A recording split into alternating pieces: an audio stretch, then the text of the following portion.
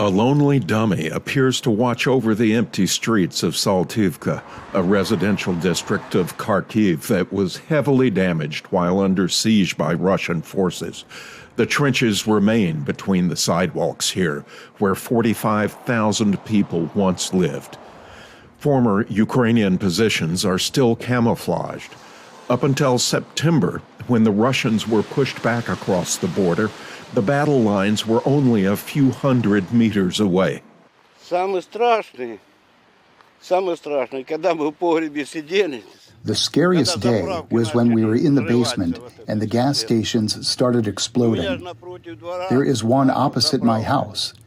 There are 8 gas stations here. The glass and everything were flying all over. That was scary.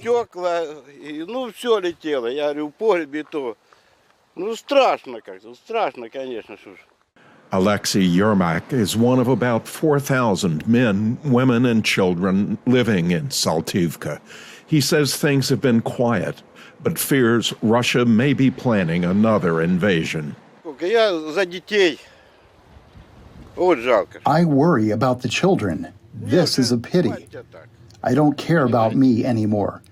I feel sorry for my granddaughter, my grandson. He is 15 and she is 20.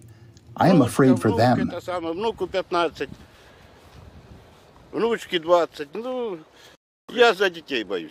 Kharkiv is the second largest city in Ukraine and the country's first capital. Russian forces surrounded it from February to September in an attempt to capture the city. They could not, but left it in ruins after being forced back. Yuri Sidorenko is the city's spokesman. About 500 residential buildings cannot be restored at all. Sidorenko says another 1,000 buildings were hit by Russian artillery.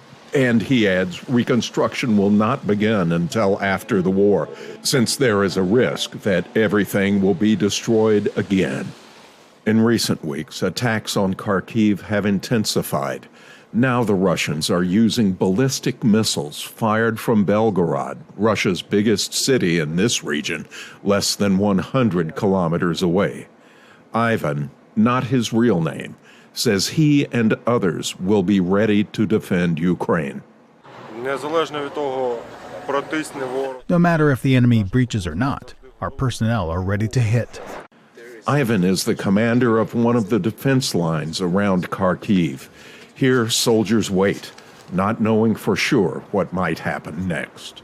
Oleg Kristop, another Saltivka resident, says he is calm and confident in Ukrainian forces, but also tormented by memories of the recent past.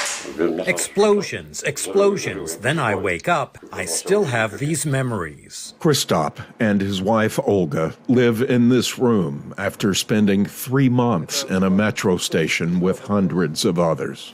We're lucky that at least this window wasn't destroyed, so we have a room to stay in. Saltivka is quiet now.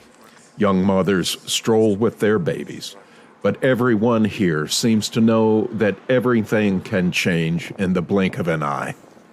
For Jan Boshat in Kharkiv, Ukraine, Marcus Harton, VOA News.